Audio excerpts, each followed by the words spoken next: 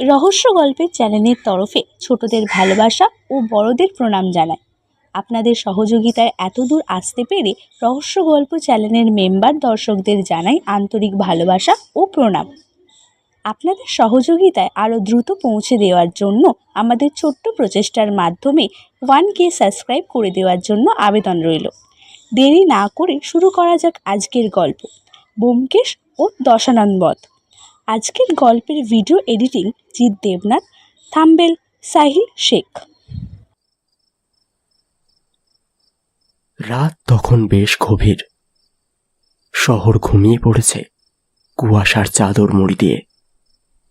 মাঝে মাঝে সেই নিস্তব্ধতাকে বিচ্ছিন্ন করে কানে আসছে শহরের গা ঘেঁষে ছুটে চলা স্টিম ইঞ্জিনের শব্দ।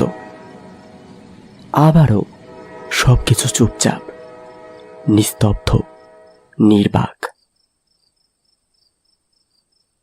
হঠাৎ কানে এলো এক নারী কণ্ঠের আর্তনাদ। এবার চোখ পড়ল পাশের ডোবাটার দিকে। হালকা আলোতে দেখা গেল এক মানব অবয়বকে।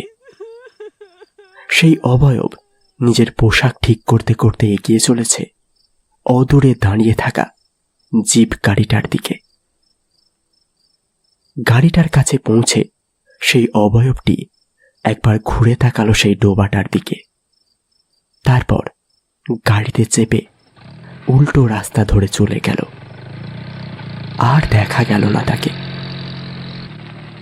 এখন শুধু কানে আসে এক নারী কণ্ঠের গোঙানির শব্দ।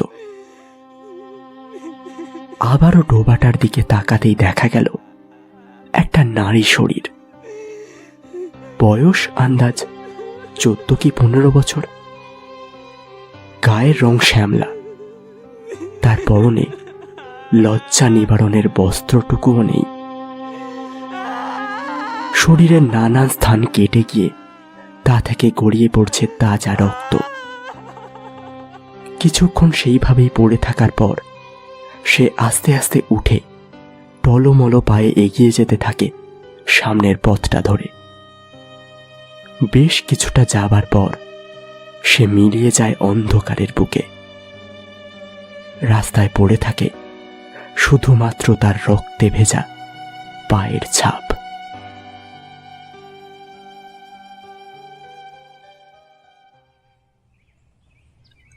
আমি আর সত্যবতী ড্রয়িং রুমে বসে আছি। এমন সময় ব্যোমকেশ হন্তদন্ত হয়ে বাড়ির ভেতর প্রবেশ করল। পরনের পোশাকের বিভিন্ন জায়গায় ছিঁড়ে গিয়েছে, সারা শরীরে কাদা মাটি লাগা। কপালের কিছুটা অংশ কেটে গিয়ে ক্ষতস্থান থেকে গড়িয়ে পড়ছে রক্ত। ব্যোমকেশের এহেন অবস্থা দেখে আমিও সত্যবতী সোফা থেকে উঠে গিয়ে দাঁড়ালাম ওর সামনে।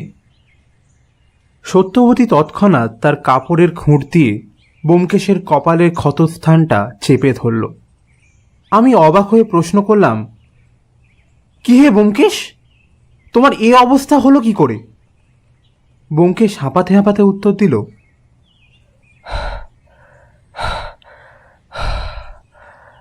আর বলো না অজিত, বাজার থেকে ফেরার সময় একটা কুকুর আমাকে তাড়া করে। আমি সেখান থেকে পালাতে গিয়েই পায়ে হোঁচট খেয়ে মাটিতে পড়ে যাই।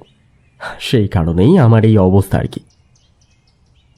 আমি দেখলাম একটানা কথাগুলো বলার কারণে ব্যোমকেশ আরও হাঁপাতে শুরু করেছে। আমি তৎক্ষণাৎ এক গ্লাস জল নিয়ে এসে ব্যোমকেশের হাতে দিতেই সে এক নিঃশ্বাসে সবটুকু জল গলায় ঢেলে খালি গ্লাসটা পাশের টেবিলে নামিয়ে রাখল।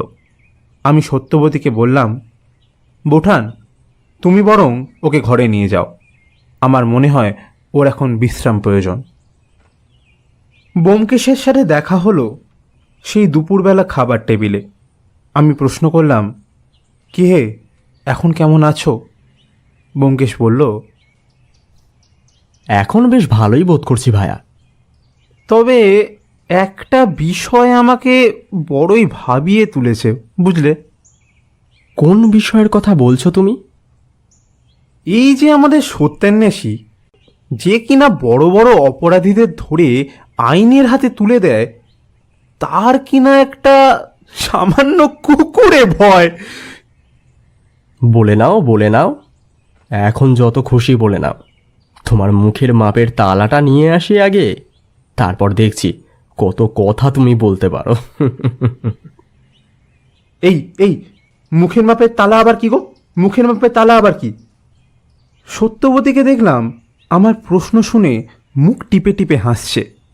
ব্যোমকেশ বলল, যখন এনে দেব তখনই বুঝতে পারবে ভায়া, মুখের মাপের তালা কি জিনিস। তারপর খাওয়া দাওয়া শেষ করে আমি আর ব্যোমকেশ এসে দাঁড়ালাম ব্যালকনিতে। আমার প্যাকেট থেকে একটা সিগারেট বার করে দিলাম ব্যোমকেশকে। ব্যোমকেশ পরম যত্নে সিগারেটটা নিয়ে তাতে অগ্নি সংযোগ করলো। আমিও একটা সিগারেট ধরিয়ে তাতে শুকটান দিতে থাকলাম। তারপর সিগারেট শেষ করে দুজনেই ঘুমাতে চলে গেলাম। ঘুম ভাঙল ব্যোমকেশের ডাকাডাকিতে। ঘুম চোখে বিছানা থেকে উঠতেই দেখি ব্যোমকেশ আমায় বলছে, আরে অজিত, এসে দেখো, আরে এসো এসো, দেখো কি এসেছে।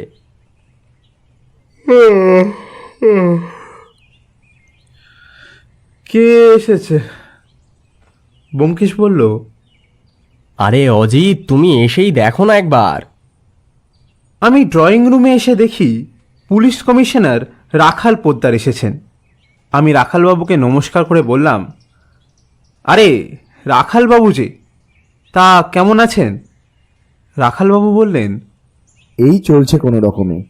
আসুন, বসুন এখানে। ব্যোমকেশবাবু, আজ আমি এখানে এসেছি একটা বিশেষ প্রয়োজনে। কি ব্যাপার বলুন তো, সব কিছু ঠিকঠাক আছে তো? আসলে গত দুদিন আগে একজন ভদ্রলোক খুন হয়েছেন। ব্যোমকেশ কথাটা শুনে একটু মুচকি হেসে বলল, খুন? যাক, আমি তো ভাবলাম এই দুনিয়া থেকে অপরাধ, খুন, এই সব শব্দগুলোই বিলুপ্ত হয়েছে। যাকে বলুন তো দেখি, ব্যাপারখানা কি? এমন সময় সত্যবতী চায়ের ট্রে নিয়ে ঘরে প্রবেশ করলো। আমরা এক কাপ করে চা হাতে তুলে নিলাম। সত্যবতীও বসলো আমাদের সাথে। এই সময় রাখালবাবু চায়ের চুমুক দিতে দিতে বললেন, গত দুদিন আগে বাগবাজারের কাছে একটা লাশ উদ্ধার করা হয়। লাশ? আচ্ছা, মৃত ব্যক্তির পরিচয় কি জানা গিয়েছে? আর তাছাড়া তাকে খুনটা করা হলোই বা কিভাবে? মৃত ব্যক্তির নাম সুশান্ত ভট্টাচার্য, নিবাস রাজাবাজারে। আর খুনের পদ্ধতি যদি বলেন তবে সে এক অদ্ভুত বিষয় ব্যোমকেশবাবু। অদ্ভুত বিষয়? কিরকম? রাখালবাবু ঠোঁটে একটা হালকা হাসি রেখা টেনে বললেন, রামায়ণে শ্রীরামচন্দ্র দশাননকে কিভাবে বধ করেছিলেন সেটা আশা করছি মনে আছে আপনার। তার মানে? হ্যাঁ, তীর দিয়ে সুশান্তবাবুর নাভিতে আঘাত করে তাকে হত্যা করা হয়েছে। তবে দুটো বিষয় আমাদের খুব ভাবিয়ে তুলছে। কোন কোন বিষয়? প্রথমত, তীরের ফলাটি লোহা দিয়ে নির্মিত নয়, তা নির্মাণ করা হয়েছে রূপা দিয়ে। এবং দ্বিতীয়টি হল, সুশান্তবাবুর মুখে একটা তীব্র উত্তেজনার ছাপ স্পষ্ট ছিল। আচ্ছা, সুশান্তবাবুর পরিবারে কে কে আছেন?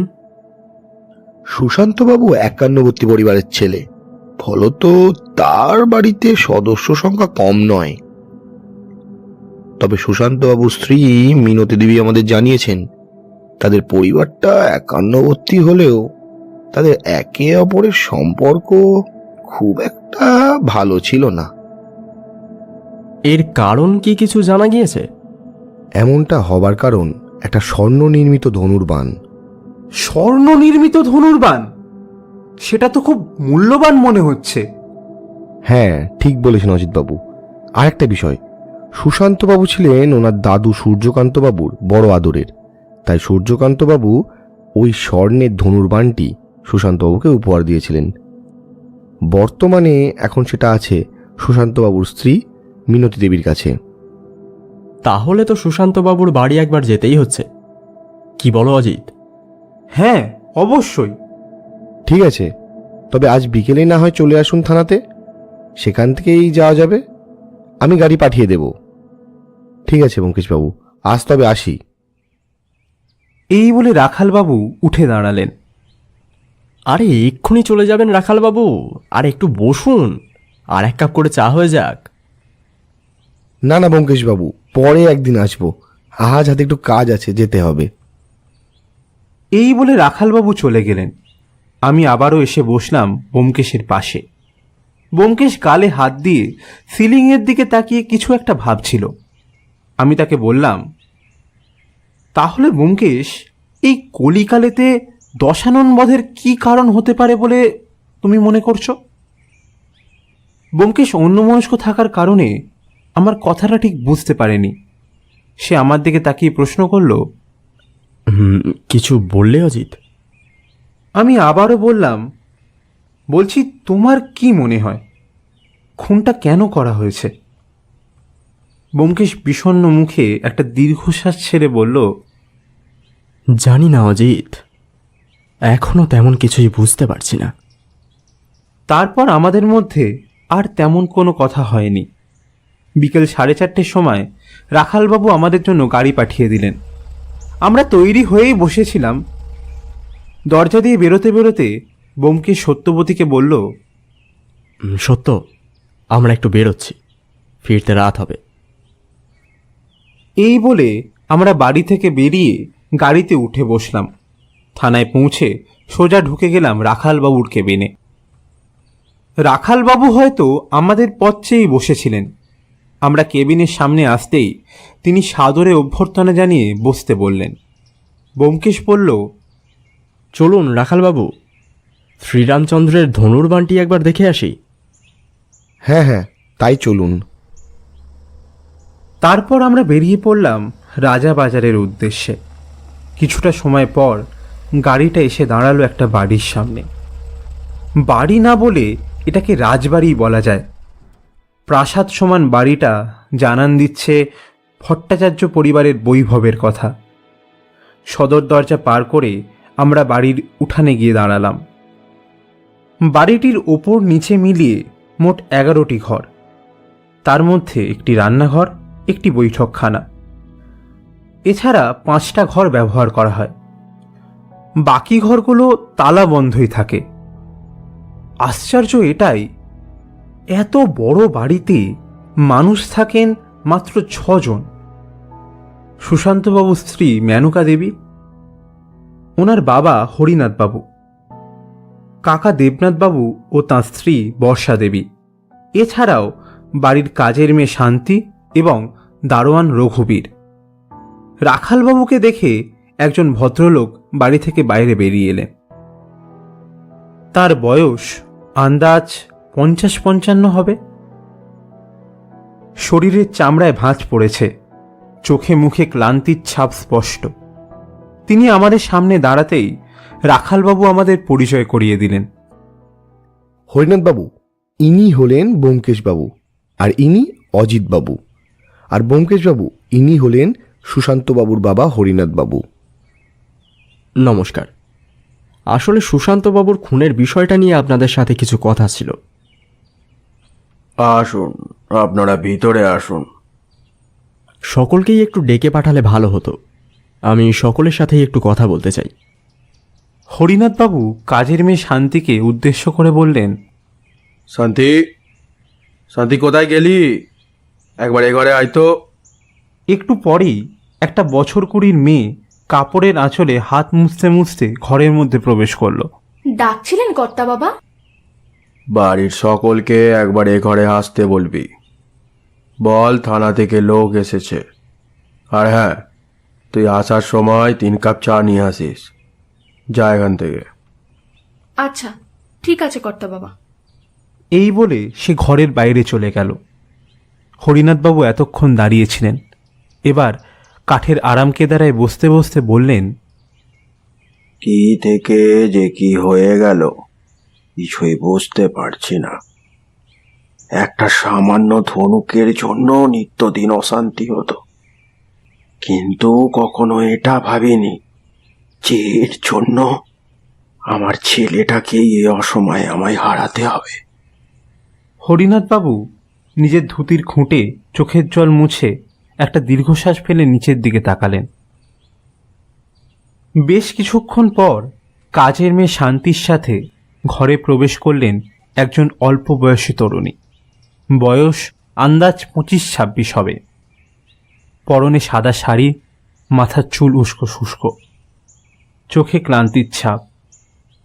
আমাদের সামনের চেয়ারটিতে সে বসতেই হরিনাথবাবু তার সাথে আমাদের পরিচয় করিয়ে দিলেন।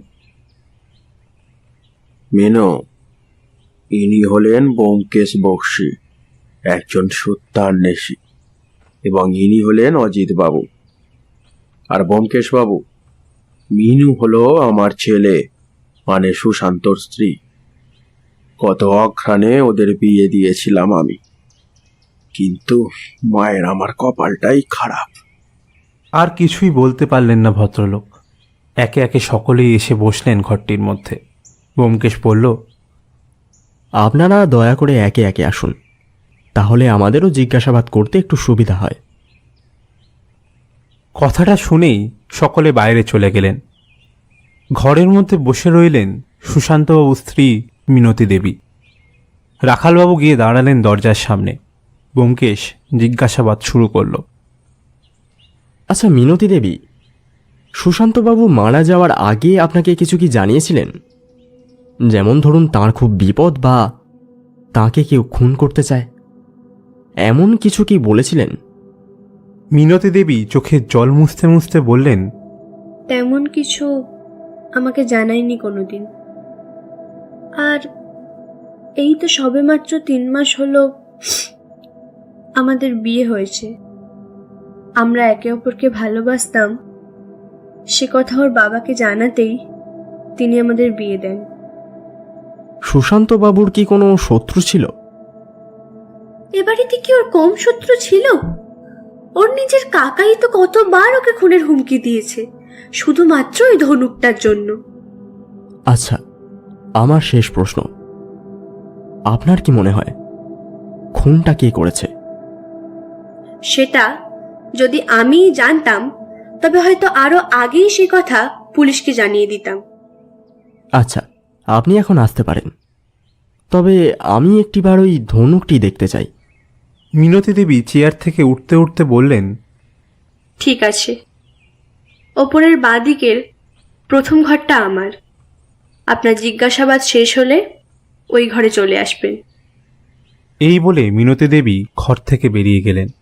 এবার ঘরের মধ্যে প্রবেশ করলেন সুশান্তবাবুর বাবা হরিনাথবাবু। তিনি সামনের চেয়ারটিতে বসতেই ব্যোমকেশ তাকে প্রশ্ন করল, আচ্ছা, আপনি বলেছিলেন ওই ধনুকের জন্য আপনার ভাই মানে দেবনাথ বাবুর সাথে সুশান্তবাবুর কথা কাটাকাটি হতো। আচ্ছা, আপনার কি মনে হয় খুনটা কি দেবনাথ বাবু করেছে বা কাউকে দিয়ে করিয়েছে? ওর পক্ষে কিছুই অসম্ভব নয় ব্যোমকেশ বাবু, ও সব করতে পারে। দেবনাথ বাবুর কি কোনো সন্তান আছে? হ্যাঁ, ওর একটি ছেলে আছে, তবে সে এখানে থাকে না। এই তো আগের মাসের 10 তারিখে ছেলেকে পড়ালেখা করার জন্য আবার বিদেশে পাঠিয়েছে। আচ্ছা, দেবনাথ বাবু কি করেন? দেবনাথ একজন বড় উকিলের কাছে কাজ করে। নিজে উকিল হওয়ার ইচ্ছে ছিল ওর, কিন্তু অল্প বয়সে খারাপ সঙ্গে পড়ে পড়াশোনা লাটে উঠিয়েছিল। আচ্ছা, আপনি এখন আসতে পারেন, পরে এই বিষয়ে আপনার সাথে আলোচনা করবখন। আপনি একবার দেবনাথ বাবু ও তার স্ত্রীকে পাঠিয়ে দিন। হরিনাথবাবু ঘর থেকে বেরিয়ে যেতেই ঘরের মধ্যে প্রবেশ করলেন দেবনাথবাবু ও তাঁর স্ত্রী বর্ষা দেবী। ব্যোমকেশ দেবনাথবাবুকে উদ্দেশ্য করে বলল, আচ্ছা দেবনাথ বাবু, আপনার ছেলে এখন কোথায়? দেবনাথবাবু বাজখাই কণ্ঠে বললেন, এসবের মধ্যে আমার ছেলেকে জড়ানোর কারণটা কি? আমি তো সেটাই বুঝতে পারছি না। কারণ আছে বলেই আপনাকে প্রশ্নটা করছি। এখন সোজাসুজি উত্তরটা দিন, আপনার ছেলে এখন কোথায়? ও বেনারস গিয়েছে, ওখানে ওর মাসির বাড়ি। ওখানে থেকেই খোকা ওর বাকি পড়াশোনাটা করতে চায়। উত্তরটা দিলেন দেবনাথবাবুর স্ত্রী বর্ষা দেবী। আচ্ছা দেবনাথ বাবু, আপনার সাথে সুশান্তবাবুর সম্পর্ক কেমন ছিল? একজন কাকার সাথে ভাইপোর যেমন সম্পর্ক থাকে ঠিক তেমনি। যা জিজ্ঞাসা করা হচ্ছে তার সোজাভাবে উত্তরটা দিন। আপনার সাথে সুশান্তবাবুর সম্পর্ক কেমন ছিল? এবার মনে হলো ব্যোমকেশের কণ্ঠস্বরে দেবনাথবাবু একটু ভয় পেয়েছেন। তিনি ক্ষীণ স্বরে সংক্ষেপে উত্তর দিলেন, ভালো। কিন্তু হরিনাথবাবু তো বলছিলেন আপনাদের মধ্যে নাকি প্রায় দিন কথা কাটাকাটি হতো। দেখুন, ছোটোখাটো অশান্তি তো সব সংসারেই হয়, কিন্তু তার মানে তো এই নয় যে কেউ কাউকে খুন করবে। ব্যোমকেশ আর কোনো প্রশ্ন করল না। আমি ওনাদের উদ্দেশ্যে বললাম, আপনারা এখন আসতে পারেন, যদি আবার প্রয়োজন হয় আপনাদের ডেকে পাঠানো হবে। ওনারা বেরিয়ে যেতেই ঘরের মধ্যে প্রবেশ করল দারোয়ান রঘুবীর। রঘুবীর কাশীর লোক, অনেকদিন বাংলায় থাকার কারণে একটু একটু বাংলা বলতে জানে। ব্যোমকেশ রঘুবীরকে প্রশ্ন করল, তুমি এই বাড়িতে কত বছর কাজ করছো? রঘুবীর এবার অর্ধেক বাংলা আর অর্ধেক হিন্দি মিশিয়ে উত্তর দিল, আগে তা 10 সাল হবে। আচ্ছা, সুশান্তবাবু কেমন মানুষ ছিলেন? বড় ভালো আদমি ছিলেন আমাদের ছোট বাবু। আচ্ছা রঘুবীর, তুমি এই সোনার ধনুকটা কোনোদিনও দেখেছ? আমি প্রশ্ন করলাম। আগে না হুজুর, আমি ও সোনার ধনুর কাবি দেখি নাই। শুনলাম ও জিনিস নাকি নকল, পিতলের তৈরি। আমি ব্যোমকেশের দিকে তাকালাম, দেখলাম তার ঠোঁটের কোণে একটা সরু হাসি খেলা করছে। আমি আর কিছু বললাম না। এবার রঘুবীর নিজে থেকেই বলা শুরু করলো, না হুজুর, ও ধনুর খাঁটি সোনার আছে, আর ওই ধনুরের 2 দিকে দুটো হিরে বসানো আছে। তুমি যে বললে তুমি কোনোদিনও ওটা দেখোনি, তাহলে তুমি এত কিছু জানলে কি করে? আমি এই প্রশ্নটা করতেই রঘুবীর আমতা আমতা করে উত্তর দিল, আগে হুজুর, আমি ছোট কর্তার মুখে সব শুনেছিলাম। ঠিক আছে, তুমি এখন যাও। রঘুবীর হন্তদন্ত হয়ে ঘর থেকে চলে গেল। এবার ঘরে প্রবেশ করল কাজের মেয়ে শান্তি। আচ্ছা শান্তি, এই রঘুবীর লোকটা কেমন? আগে এমনিতে তো ভালো লোক, কিন্তু কিন্তু কিন্তু কি শান্তি? আসলে ওর একটু হাত টানের স্বভাব রয়েছে। চুরি? হ্যাঁ, আমি বেশ কয়েকবার ওকে দেখেছি বাজারের টাকা থেকে টাকা চুরি করতে। আমি ছোটবাবুকেও এ কথা জানিয়েছিলাম, কিন্তু ছোটবাবু ওকে কিছু না বলে আমাকেই বকাবকি করতেন। তাই আমি আর এই বিষয়ে কাউকে কিছু বলিনি।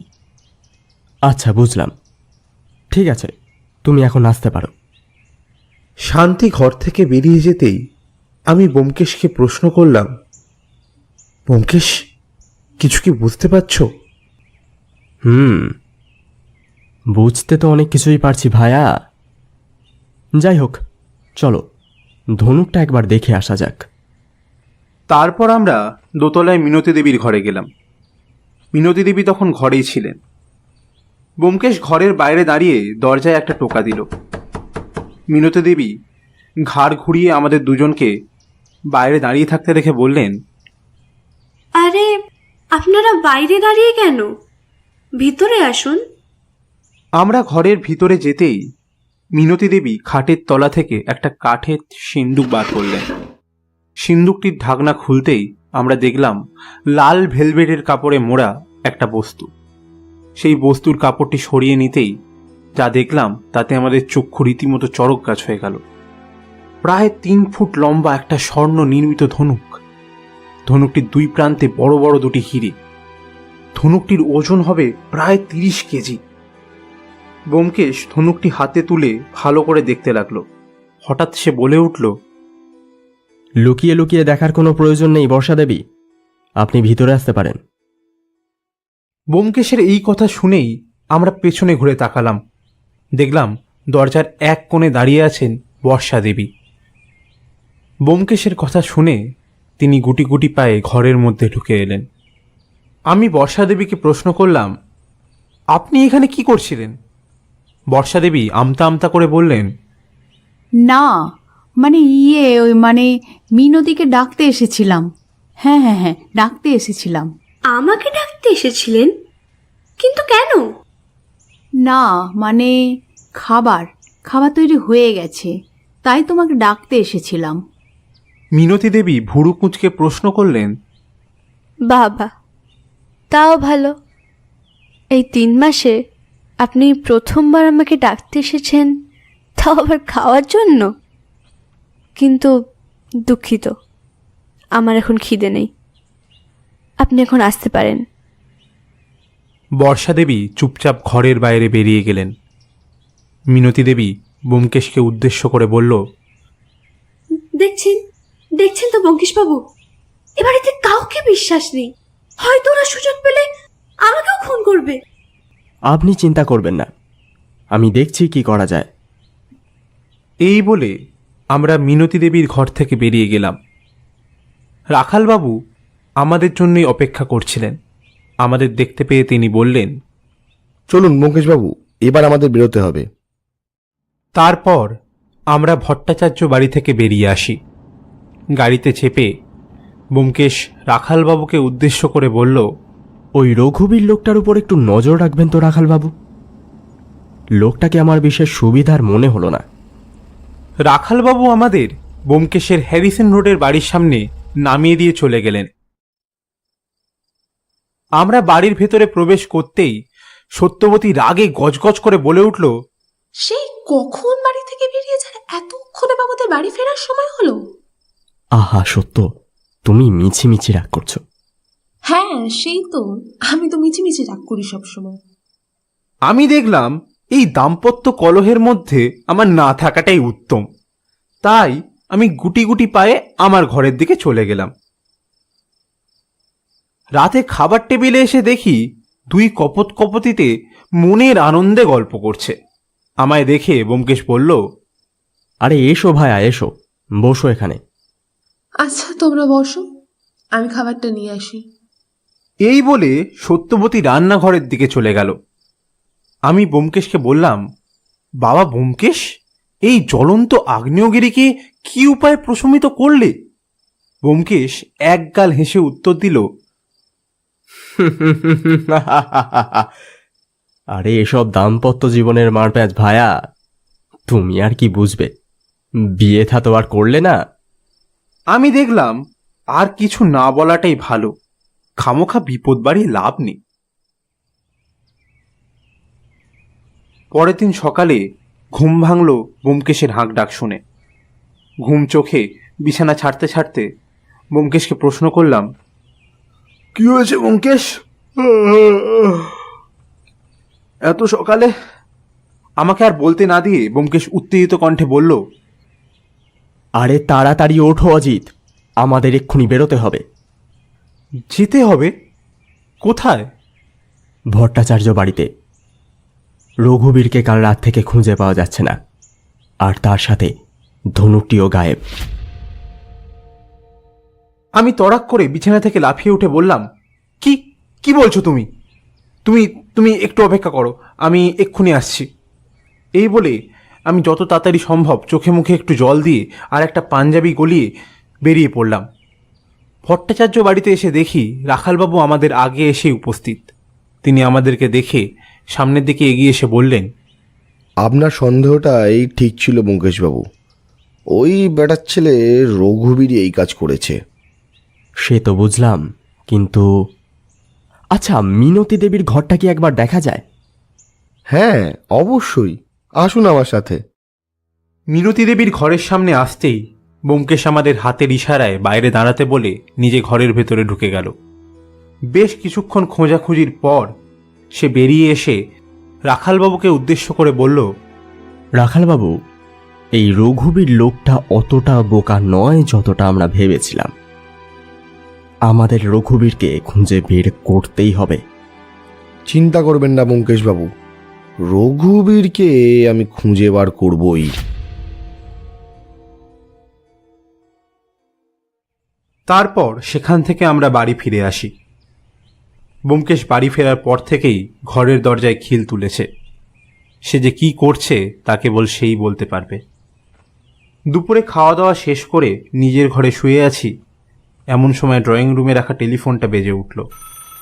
তারপরেই কানে ভেসে এলো একটা ভারী পায়ে হেঁটে যাওয়ার শব্দ। ফোনের রিসিভারটা তুলতেই বুঝলাম এটা ব্যোমকেশ ছাড়া আর কেউ নয়।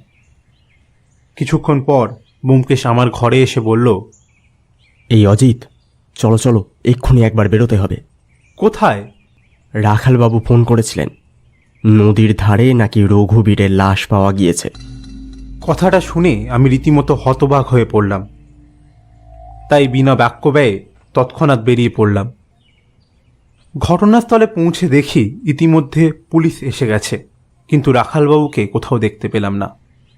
ইন্সপেক্টর রণজিৎ অধিকারী আমাদের দেখতে পেয়ে আমাদের দিকে এগিয়ে এলেন।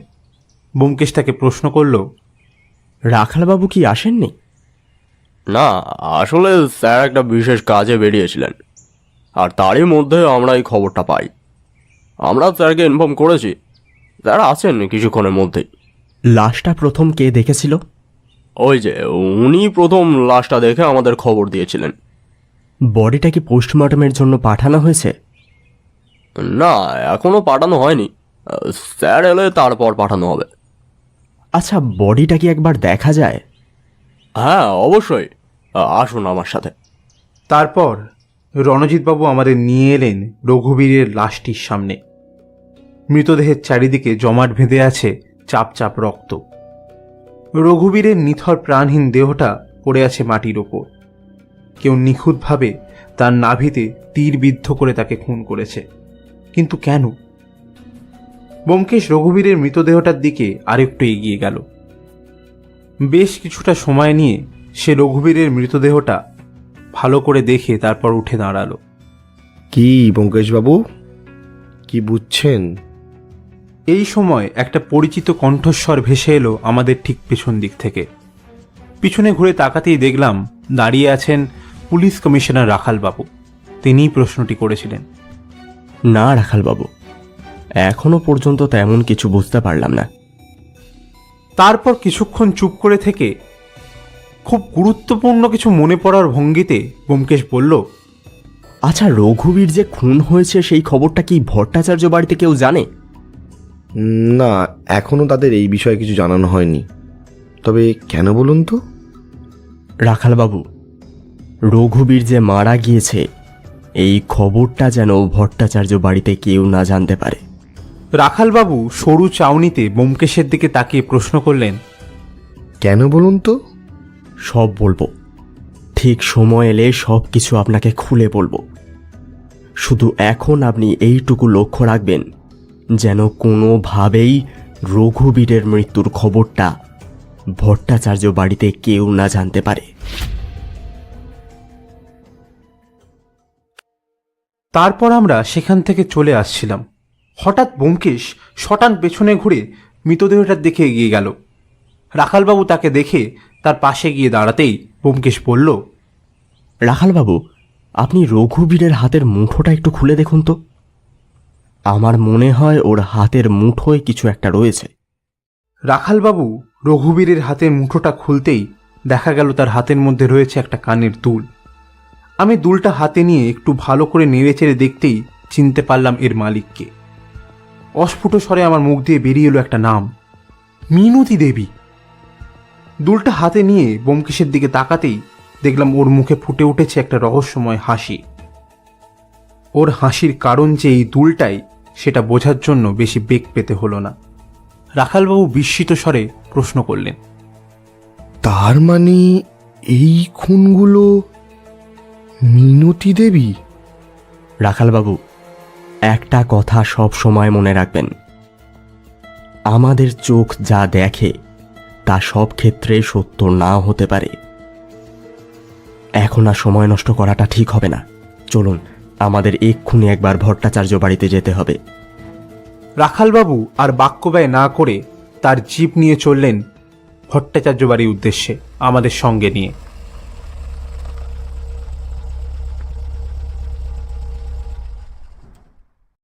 ভট্টাচার্য বাড়িতে পৌঁছেই ব্যোমকেশ বাড়ির সকলকে একত্রিত করে সকলের উদ্দেশ্যে বলল, আপনারা এটা জেনে খুশি হবেন যে রঘুবীরকে খুঁজে পাওয়া গিয়েছে, কিন্তু কে বা কারা তাকে খুন করার চেষ্টা করেছিল।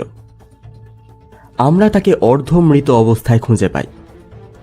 বর্তমানে সে একটি সরকারি হাসপাতালেই চিকিৎসারত অবস্থায় রয়েছে এবং ডাক্তাররা আমাদের জানিয়েছেন রঘুবীর খুব তাড়াতাড়ি সুস্থ হয়ে উঠবে এবং আমরাও সেই আসল খুনিকে ধরতে পারব। তবে আমরা চাই আপনাদের ঘরগুলি আর একবার তল্লাশি করে দেখতে, কারণ আমাদের মতে রঘুবীর ওই ধনুকটা চুরি করেনি। আমাদের ঘর তল্লাশি করবেন কেন? আপনার কি মনে হয় আমরা চুরি করেছি? আমি তো একবারও বলিনি যে চুরিটা আপনি করেছেন। তাহলে আমাদের ঘর তল্লাশির কারণটা কি? সেটা না হয় সঠিক সময় আসলেই বলবো। তারপর আর কোনো কথা না বলে ব্যোমকেশ একের পর এক ঘর তল্লাশি করতে থাকলো। আমি আর রাখালবাবু সকলের সাথে বৈঠকখানায় বসেছিলাম। কিছুক্ষণ পর ব্যোমকেশ আমাদের কাছে এসে বলল, চলো, আমার যা দেখার ছিল তা দেখা হয়ে গেছে, এবার আমাদের যেতে হবে। রাখালবাবু কিছু একটা বলতে যাচ্ছিলেন। ব্যোমকেশের চোখের ইশারায় তিনি চুপ করে গেলেন। আমরা বাড়ি থেকে বেরিয়েই আসছিলাম। এমন সময় দেবনাথবাবুর স্ত্রী বর্ষা দেবী আমাদের উদ্দেশ্য করে প্রশ্ন করলেন, আচ্ছা, রঘুবীরকে কোন হাসপাতালে রাখা হয়েছে? ব্যোমকেশ হয়তো এই প্রশ্নটারই অপেক্ষা করছিল। সে এক ঝটকায় পেছনে ঘুরে পাল্টা প্রশ্ন করল, সেটা জেনে আপনি কি করবেন? না, এমনি জানতে চাইলাম। সে জীবিত আছে এই খবরটা শুনে যদি খুনি আবারও তাকে মারার চেষ্টা করে? আপনি নিশ্চিন্তে থাকতে পারেন বর্ষা দেবী, রঘুবীরের কোনো ক্ষতি কেউ করতে পারবে না। তাও আপনাদের কৌতূহল নিবারণের জন্য জানিয়ে রাখি, রঘুবীরকে মেন্স হসপিটালে ভর্তি রাখা হয়েছে। তারপর আর ব্যোমকেশ সেখানে দাঁড়ায়নি। শটান বাড়ি থেকে বেরিয়ে এসে গাড়িতে উঠে বসল। ওর পিছু পিছু আমিও রাখালবাবু বেরিয়ে এলাম। গাড়িতে বসতেই রাখালবাবু গাড়িটা স্টার্ট দিলেন। গাড়ির যান্তব শব্দ করে ছুটতে আরম্ভ করল। আমি কৌতূহলী দৃষ্টিতে ব্যোমকেশের দিকে তাকিয়ে আছি, সেটা বুঝতে পেরেই ব্যোমকেশ আমাকে উদ্দেশ্য করে বলল, কি ভায়া, কি দেখছো ওইভাবে? এই, তোমার মতলবটা কি বলো তো? এর উত্তরে ব্যোমকেশ শুধুমাত্র একটা রহস্যময় হাসি হাসল। আমি বুঝলাম ও আমাকে এখন আর কিছুই বলবে না। এই ব্যোমকেশের একটা বদ অভ্যেস, চিরকাল আমাকে অন্ধকারে রেখে নিজে সত্য উদ্ঘাটন করবে। রাখালবাবু আমাদের হ্যারিসন রোডের বাড়ির সামনে নামিয়ে দিয়ে চলেই যাচ্ছিলেন। এমন সময় ব্যোমকেশ বলল, রাখালবাবু, আজ রাতেই কিন্তু রাবণবধ রহস্য উদ্ঘাটন হবে, তাই দেরি করবেন না, দেরি করলেই বিপদ। রাখালবাবু মাথা নাড়িয়ে সম্মতি জানিয়ে চলে গেলেন। আমরা বাড়ির ভেতরে প্রবেশ করতেই সত্যবতী আমাদের দেখে বলল, এতক্ষণে তোমাদের আসার সময় হলো। আচ্ছা, তোমরা কি মনে করেছো বলো তো? এটা বাড়ি নাকি হোটেল? সত্য, আমার কথাটা তো শোনো। কি শুনবো আমি? ব্যোমকেশ সত্যবতীর হাত দুটো ধরে তাকে সোফাতে বসিয়ে নিজে তার পাশে বসল। আরে আমি ভাবছিলাম কি, এইবার তো গরমটা বেশ পড়েছে, তার উপর অনেক দিন হলো আমরা কোথাও ঘুরতেও যাইনি। তাই বলছি কি, চলো না আমরা সকলে মিলে সিমলা থেকে ঘুরে আসি। সে আমি না হয় কালই গিয়ে টিকিট কেটে আসব। সত্যবতী তো এ কথা শুনে মহা খুশি। এদিকে আমি অবাক নয়নে ব্যোমকেশের দিকে তাকিয়ে আছি। সত্যবতী আনন্দে আত্মহারা হয়ে ব্যোমকেশের হাত দুটো ধরে সোহাগী গলায় বলল, এই, তুমি সত্যি বলছো? আমরা সত্যি ঘুরতে যাব? হ্যাঁ গো সত্য, আমরা সত্যিই ঘুরতে যাব। কিন্তু দেখো, অজিত বলছে ও নাকি যাবে না আমাদের সাথে। আমি কত করে ওকে রাজি করানোর চেষ্টা করলাম, কিন্তু ও আমার কোনো কথাই শুনছে না। ব্যোমকেশের কথা শুনে আমি তো আকাশ থেকে পড়লাম।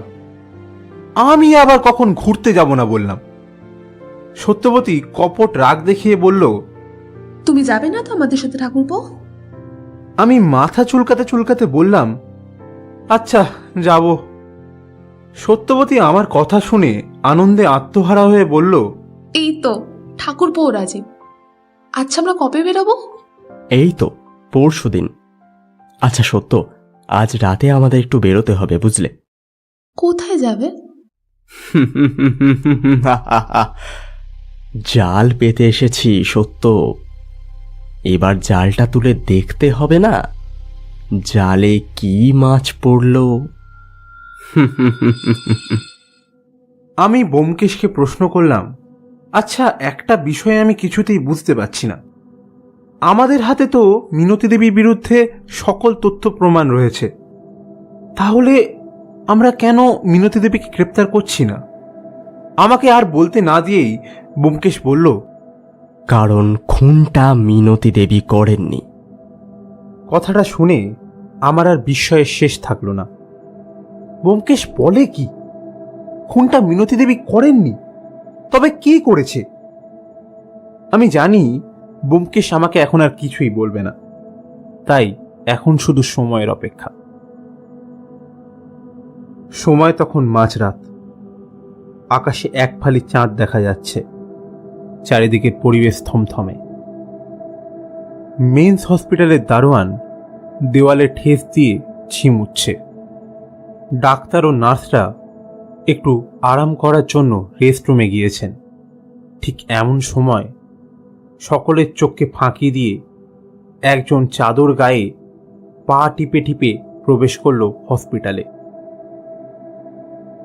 এইদিকে রুম নম্বর 23-এর বেডে শুয়ে আছে একটি মানুষ, তবে সেটা যে কে বোঝা যাচ্ছে না। মানুষটির পা থেকে মাথা অবধি চাদর দিয়ে ঢাকা। রুমের দরজার সামনে দুজন হাবিলদার চেয়ারে বসে ঘুমাচ্ছে। সেই অজ্ঞাত আততায়ী একে একে হাবিলদারদের দিকে এগিয়ে গেল।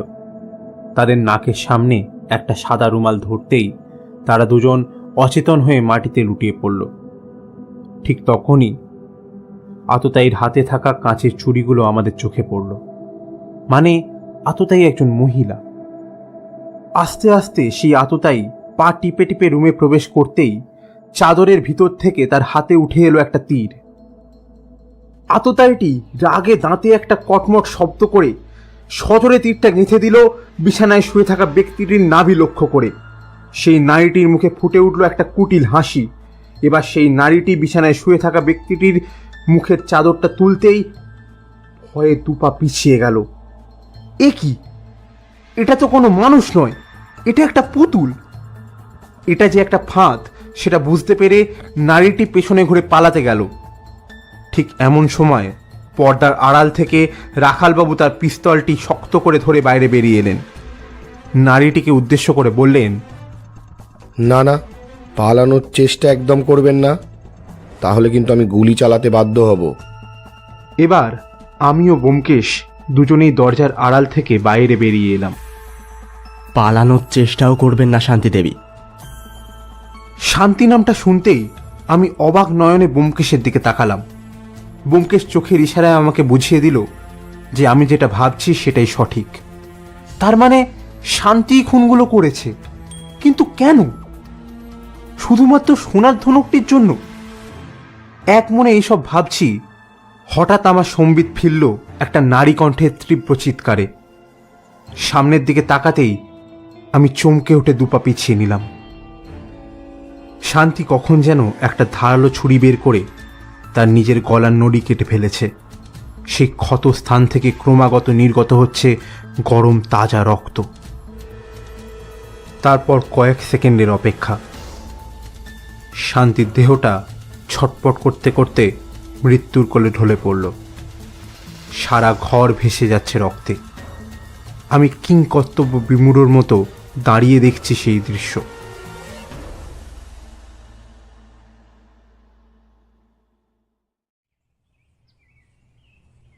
পরের দিন সকালে ড্রয়িং রুমে বসে আছি। ব্যোমকেশ সিগারেটে টান দিতে দিতে আমার পাশে এসে বসল। আমি ওর দিকে সন্দিগ্ধ চোখে তাকাতেই সে বলল, কি ভায়া, কিছু বলবে বলে মনে হচ্ছে। আচ্ছা, তুমি কি করে বুঝলে যে খুনগুলো শান্তিই করেছে? প্রথমে স্বাভাবিকভাবে আমি মিনতি দেবীকেই সন্দেহ করেছিলাম, কারণ মিনতি দেবীর ঘর তল্লাশি করার সময় আমি একটি চিরকুট পাই। কি লেখা ছিল তাতে? দেবীর অকাল বোধনে হবে পাপের নিধন। হ্যাঁ অজিত, এটাই লেখা ছিল ওই চিরকুটটিতে।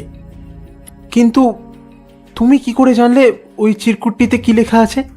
ও মা, জানবো না? ও তো আজ সকালেই আমাকে বলছিল। আমি আবারও ব্যোমকেশকে প্রশ্ন করলাম, আচ্ছা তুমি কি করে জানলে যে খুনগুলো শান্তিই করেছে? খুব সহজ। আরে আমায় তো একটু বুঝিয়ে বলো। রঘুবীরের হাত থেকে যে কানের দুলটি পাওয়া গিয়েছিল তাতে রক্ত লেগেছিল। তার মানে আততায়ীর সাথে রঘুবীরের একটা ধস্তাধস্তি বা হাতাহাতি হয়েছিল, আর সেই কারণেই আততায়ীর কানের দুল রঘুবীরের হাতে চলে আসে। কিন্তু এর সাথে শান্তির খুনগুলো করার কি সম্পর্ক আছে? আছে আছে অজিত, গভীর সম্পর্ক আছে। আগে পুরো কথাটা শোনো। কানের দুলটিতে রক্ত দেখেই আমি বুঝতে পারি আততায়ীর কান থেকে সেটা টেনে খোলা হয়েছে। তাই আততায়ীর কানে নিশ্চয়ই ক্ষত সৃষ্টি হবে। তুমি হয়তো খেয়াল করনি, মিনতি দেবীর কানে কিন্তু কোনো ক্ষত ছিল না।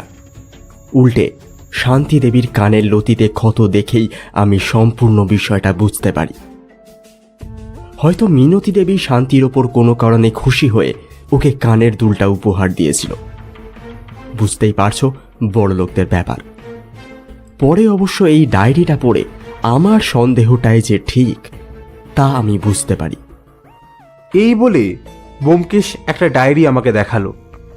আমি আবারও প্রশ্ন করলাম, কিন্তু শান্তি সুশান্তবাবুকে খুনই বা কেন করতে গেল?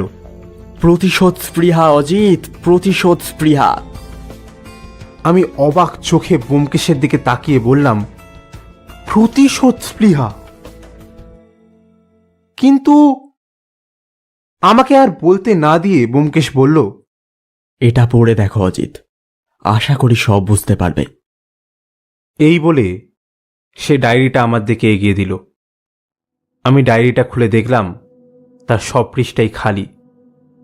শুধু একটা মাত্র পৃষ্ঠায় লেখা আছে কিছু কথা। আমি আমার মতো করেই সেটা লিখছি। সেই ডায়েরিতে যা লেখা ছিল, দিনটা ছিল রবিবার, আন্দাজ রাত 12টা হবে। বাইরে প্রবল বৃষ্টি হচ্ছে, তার সাথে পাল্লা দিয়ে কানে আসছে মেঘের গুরুগম্ভীর গর্জন আর বজ্রপাতের শব্দ। মায়ের শরীরটা সন্ধ্যা থেকেই বেশ খারাপ। বাড়িতে আমি আর মা ছাড়া আর কেউ নেই। বাবা মারা গিয়েছেন বছর 3 আগে। বাবা সরকারি চাকরি করতেন। তিনি মারা যাবার পর পেনশনের টাকা দিয়ে আমাদের কোনো মতে চলে যায়। রাতে হঠাৎ মায়ের শরীর খুব খারাপ হয়ে যায়। আমি কি করব কিছু বুঝতে না পেরে বাড়ি থেকে বেরিয়ে আসি। রাস্তায় বেরোতেই বৃষ্টির কারণে আমার সারা শরীর ভিজে যায়। আমি ছুটতে থাকি হাসপাতালের উদ্দেশ্যে। আমাদের বাড়িটা একটু নিরিবিলিতে হবার কারণে আমাদের বাড়ির আশেপাশে আর কোনো বাড়ি ছিল না। আর টেলিফোন, সেটা আমাদের পক্ষে ছিল বহু মূল্যবান এক বস্তু। বেশ কিছুটা আসার পর হঠাৎ আমার মাথায় একটা তীব্র যন্ত্রণা অনুভব হলো। কিছু বুঝে ওঠার আগেই আমি জ্ঞান হারালাম। যখন আমার জ্ঞান ফিরল, তখন আমি নিজেকে আবিষ্কার করলাম একটি ডোবার মধ্যে। আমার শরীরে এক টুকরো কাপড়ও নেই। আমি সম্পূর্ণরূপে নগ্ন অবস্থায় পড়ে রয়েছি। 2 হাত দিয়ে আমি নিজের শরীর ঢাকার বৃথার চেষ্টা করলাম, কিন্তু পারলাম না। হঠাৎ আমার চোখ পড়ল সামনের দিকে। আমার থেকে হাত 5 দূরে দাঁড়িয়ে আছে একজন পুরুষ। সে লোলুপ দৃষ্টিতে আমার দিকেই তাকিয়ে আছে। আমি আমার এই অবস্থার কারণ ও এর পরিণতি বুঝতে পেরে ভয়ে ডুকরে কেঁদে উঠি। সেই পুরুষটির দিকে হাত জড়ো করে অনুরোধ করলাম, দয়া করে আমাকে ছেড়ে দিন। আমার মায়ের শরীরের অবস্থা ভালো না। এখনই ওনাকে হাসপাতালে না নিয়ে গেলে উনি মারা যাবেন। ভগবানের দোহাই, আমাকে আপনি ছেড়ে দিন। আমার এই কথাগুলো হয়তো তার কান অবধি পৌঁছলই না। সে ধীর পদক্ষেপে আমার দিকে এগিয়ে আসতে থাকলো। আমার শরীর পরবর্তী পরিণতির কথা চিন্তা করে ঠান্ডা হয়ে আসতে লাগলো। সেই নরপশু আমার উপর ঝাঁপিয়ে পড়ল। আমি ভয়ে, দুঃখে, যন্ত্রণায় ডুকরে কেঁদে উঠলাম। কিন্তু সেই নরপশু আমার ওড়নাটা দিয়ে আমার মুখ ও হাত বেঁধে দিল। বেশ কিছুক্ষণ পর সেই নরপশু শরীরের জ্বালা মিটিয়ে আমাকে সেখানেই ফেলে রেখে উল্টো রাস্তা ধরে চলে গেল। কিছুক্ষণ ওই অবস্থায় সেখানেই পড়েছিলাম। তারপর আমি কোনো মতে আমার ক্ষতবিক্ষত শরীর নিয়ে টলমল পায়ে বাড়ির দিকে যেতে থাকলাম। বাড়ির ভিতরে প্রবেশ করতেই দেখলাম বিছানায় পড়ে রয়েছে আমার মায়ের মৃতদেহ। মৃত্যুর সাথে পাঞ্জা লড়তে লড়তে কখন জানি ক্লান্ত হয়ে সে মৃত্যুর কোলে ঢলে পড়েছে। সেই দিনই আমি মনে মনে প্রতিজ্ঞা করেছিলাম, যার জন্য আমি আমার সবকিছু হারিয়েছি তাকে আমি ছাড়ব না।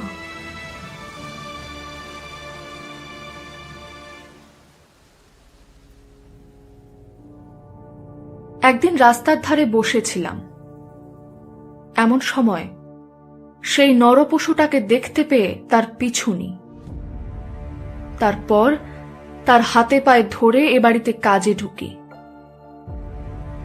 সেই পিশাচটা সেই রাতে মদের নেশায় বিভোর থাকার কারণে আমাকে ভালো করে দেখতে পায়নি, আর অন্ধকারে আমার মুখের ওপর ওড়না চাপা দেওয়ার কারণে আমার মুখটা মনে থাকার সম্ভাবনা নেহাতি নগণ্য।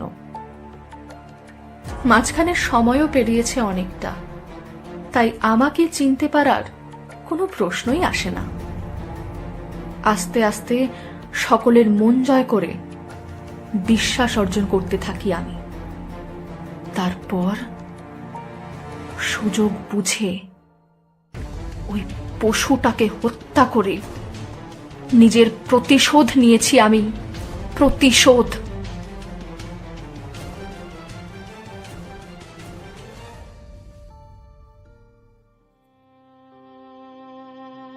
আমার অজান্তেই আমার চোখ দিয়ে দুফোঁটা জল বেরিয়ে এলো। আমি অশ্রুসিক্ত নয়নে ব্যোমকেশের দিকে তাকিয়ে ভাঙা ভাঙা কণ্ঠে জিজ্ঞাসা করলাম, কিন্তু রঘুবীর? অপরাধীকে যে সাহায্য করে বা তার অপরাধ জেনেও যে চুপ করে থাকে, সেও তো অপরাধী। কথায় আছে না, অন্যায় যে করে আর অন্যায় যে সহে, তব ঘৃণা তারে তৃণ সমদহে। রঘুবীর সবটাই জানত, কিন্তু কাউকে কিচ্ছুটি বলেনি। কিন্তু শান্তি মিনতি দেবীকে ফাঁসানোর কারণটা কি? সেটার অনেক রকম কারণ হতে পারে, তবে আমার মনে হয় মিনতি দেবী যে সুশান্ত বাবুর স্ত্রী, এটাই এক্ষেত্রে সব থেকে বড় কারণ। আমি আর প্রশ্ন করতে পারলাম না। চুপচাপ চলে এলাম নিজের ঘরে। শান্তির লেখা এই ডায়েরিটা আমার কাছেই থাকবে। পুরুষ কিভাবে এতটা নির্দয় আর নিষ্ঠুর হতে পারে, তাই পুরুষ সমাজ কোনোদিনও বুঝবে না। শরীরের ছোঁয়াটাই শেষ নয়। সত্যি কোনো পুরুষের মনে যে কি আছে তা কখনোই বোঝা যায় না। সেই কারণেই কোনো এক লেখক লিখেছেন, মনের আয়না যদি এতটা স্বচ্ছ হতো যতটা হলে মনের এপার থেকে ওপার অবধি দেখা যেত। সত্যি যদি এমনটা হতো তাহলে হয়তো খুব ভালো হতো। আমাদের আশেপাশের মুখোশধারী মানুষগুলোকে চেনা যেত। সমাজ আসলে মূর্খ মানুষগুলোর জন্য নষ্ট হয় না, নষ্ট হয় কিছু বুদ্ধিজীবী বোবা মানুষদের কারণে, যারা সব কিছু শোনে, সব কিছু জানে, সব কিছু বোঝে, তাও চুপ করে থাকে। এই রকম মানুষগুলো যতদিন এই পৃথিবীতে থাকবে ততদিন আমাদের সমাজ নষ্ট হতে থাকবে। হয়তো এই মানুষগুলোর কারণেই একদিন এই পৃথিবী ধ্বংস হয়ে যাবে। এ কথা সত্য। মায়ের অকাল বোধন হলেই এই সমস্ত মানুষের নিধন হবে। আবারও আমরা সুস্থ স্বাভাবিক সমাজ পাব।